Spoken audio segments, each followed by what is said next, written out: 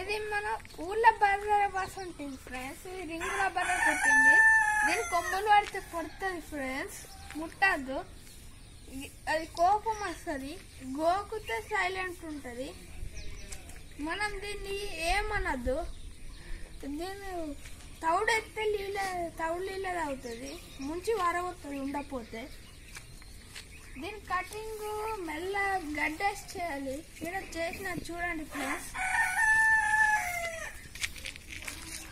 ఇది పడితే ఎన్నో వాడతారు ఫ్రెండ్స్, కుచ్చుకోపోతాయి దీని కొమ్ములతో.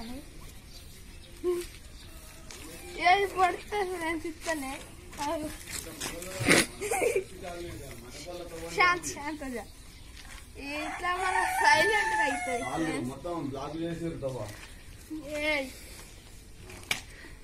ఇట్లానే ఒక దెబ్బ సైలెంట్ ఉంటుంది ఫ్రెండ్స్.